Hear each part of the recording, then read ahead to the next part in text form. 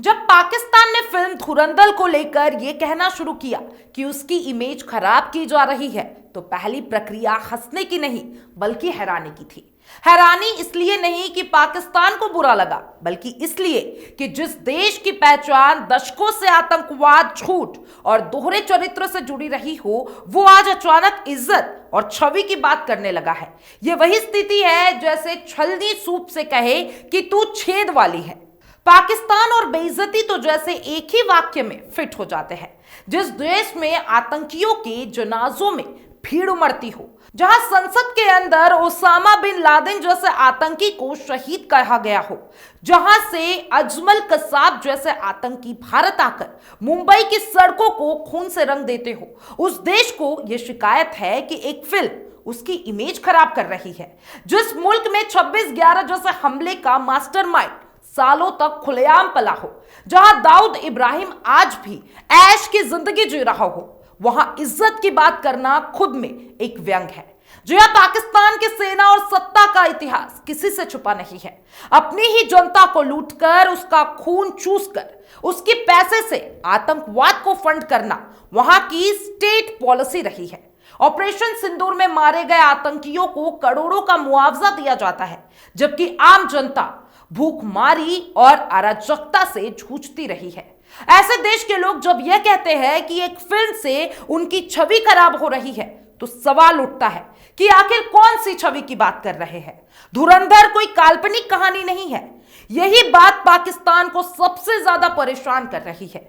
Film ने 2001 के संसद हमले को दिखाया, 26/11 की सच्चाई को दिखाया, कराची के लियारी इलाके की अंडरवर्ल्ड संस्कृति को दिखाया, जहां दशकों तक गैंगवार चला और रहमान डकैत जैसे नाम सामने आते थे।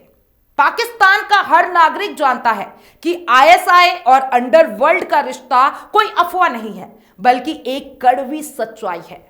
हथियारों की सप्लाई, आतंकियों की ट्रेनिंग और भारत में अशांति फैलाने की साजिश वहां से सिस्टम का हिस्सा रही है। इसी सच्चाई को जब बड़े पर्दे पर बिना लाग लपेट के दिखाया गया, तो पाकिस्तान बौखला गया। कराची में एफआईआर दर्ज करवाई गई, जिससे फिल्म के कलाकारों के खिलाफ गिरफ्तारी की मांग की जा रही है। यह सुनकर पहला ख्याल यही आता है कि जिस देश की दुनिया में कोई साख नहीं है, वह अपनी इमेज बचाने के लिए फिल्म स्टार पर केस कर रहा है। सच यह है कि पाकिस्तान की पहचान आज भी सिर्फ एक बात से है, और वह है भारत से नफरत करना। अगर वह भारत से लड़ता है, तो वही उसकी पहचान बन जाती है। पाकिस्तान यह आरोप भी लगा रहा है कि भारत नफरत फैला रहा है और दंगे भड़का रहा है। यह वही पाकिस्तान है जिसने दशकों से आतंकवाद को हथियार बनाकर पूरे क्षेत्र को अस्थिर किया है।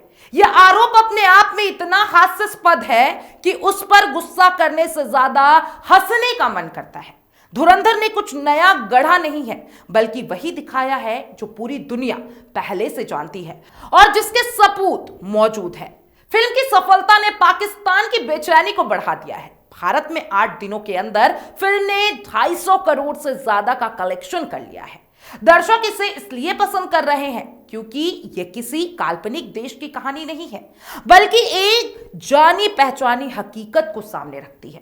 सोशल मीडिया पर पाकिस्तान के लोग खुद मान रहे हैं कि लियारी की कहानी, रहमान डकैत और गैंगवार सब कुछ सच है। बेनजीर भुट्टो को बचवाने की घटनाएं भी इतिहास का हिस्सा है, जिन्हें नकारा भी नहीं जा सकता। इसके बावजूद पाकिस्तान इसे बैन करवाने की कोशिश कर रहा है।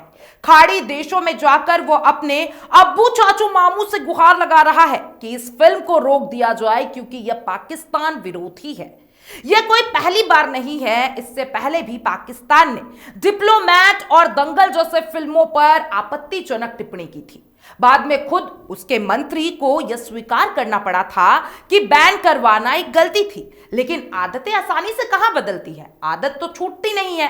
सबसे बड़ा सवाल यही है, पाकिस्तान की इज्जत आखिर कब खराब हुई?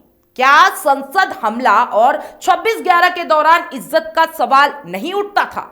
क्यों निर्दोष लोगों के खून से सनी सड़कों पर मानवता शर्मसार नहीं हुई थी? तब पाकिस्तान को ना इज्जत याद आई और ना ही इंसानियत। लेकिन जब एक फिल्म आई, तो अचानक भावनाएं जाग उठती है। भारत में भी कुछ लोग ऐसे ही हैं जो आज भी पाकिस्तान के लिए सहानुभूति रखते हैं। वे कहते हैं ये सब प्रोपोगेंडा है, दिखाने का तरीका गलत है, लेकिन सच को प्रोपोगेंडा कह देने से सच झूठ में नहीं बदल जाता। फिल्म में 26/11 के असली ऑडियो का इस्तेमाल किया गया है और यही सबसे डरावना और सबसे सच्चा हिस्सा है। वह आवाजें आज भी लोगों को सिरहने पर मजबूर कर देती है। धुरंधर पाकिस्तान को इसलिए परेशान नहीं कर रहा क्योंकि कहानी झूठी है, बल्कि इसलिए क्योंकि वह सच के आधार पर बनी हुई है। अगर यह पूरी तरीके से कल्पना होती तो शायद पाकिस्तान इतनी बौखलाहट नहीं दिखाता। लेकिन जब किसी को आईने में अपना असली चेहरा दिख जाता है तो प्रक्रिया साफ तौर पे गुस्सा और डर ही होता है। फिल्म में बेनजीर भुट्टो, इमरान खान और बलूचों के दर्द को दिखाया गया है। बलूचिस्तान में जो हो रहा है वो भी पाकिस्तान के लिए एक असहज सच्चाई है। बच्चों की हत्या, लोगों का गायब होना और आवाज दबाना कोई नई बात नहीं है। यही कारण है कि यह फिल्म सिर्फ एक देश के खिलाफ नहीं बल्कि उस सोच के खिलाफ है जो आतंकवाद और राजनीति के रिश्ते को छिपाती रही है। पाकिस्तान को यह समझना होगा कि इज्जत प्रचार से नहीं आती है, आचरण से बनती है। जब आपके देश में हाफिज सईद, मसूद अजहर और दाऊद इब्राहिम जैसे नाम खुलेआम घूमते हो, जब अमेरिका तक यह कहा जा चुका हो कि मेजर इकबाल अगरा ओसामा बिन लादेन है, तब इज्जत की क्या बात करना, खुद को धोखा देना है। जिस देश में आतंकवाद राज्य की नीति बन चुका हो वहां एफआईआर और बैन से सच्चाई नहीं बदल ली जा सकती। इस पूरी कहानी का सबसे बड़ा व्यंग यही है कि पाकिस्तान को उन परिवारों की कभी चिंता नहीं हुई जिन्होंने 26/11 में अपनों को खोया। वहां ना इज्जत का सवाल उठा, ना मानवता का, लेकिन एक फिल्म से उसकी भावनाएं आहत हो गई। यही दोहरा चरित्र धुरंधर उजागर करता है और शायद यही वजह है कि यह फिल्म पाकिस्तान और उसके समर्थकों को सबसे ज्यादा चुभ रही है। अंत में सच यही है कि धुरंधर किसी देश के खिलाफ नहीं है बल्कि उस मानसिकता के खिलाफ है जो सच को दबाने की कोशिश करती है। यह फिल्म इतिहास के उन पन्नों को पलटती है जिन्हें या तो फाड़ दिया गया है या फिर छिपा दिया गया है। अगर पाकिस्तान को अपनी छवि की सच में चिंता है तो उसे फिल्म से नहीं अपने अतीत और वर्तमान से सवाल पूछना होगा। लेकिन जब तक ऐसा नहीं होता तब तक सच दिखाने वाली हर आवाज उन्हें मिर्ची जैसे लगती है। और अगर मिर्ची लग रही है तो शायद कहीं ना कहीं सच्चाई का स्वाद भी महसूस हो रहा होगा। आप क्या सोचते हैं धुरंधर के बारे में? कमेंट बॉक्स में जरूर बताइएगा और तमाम ऐसे अपडेट्स के लिए एफएम न्यूज के साथ बने रहें।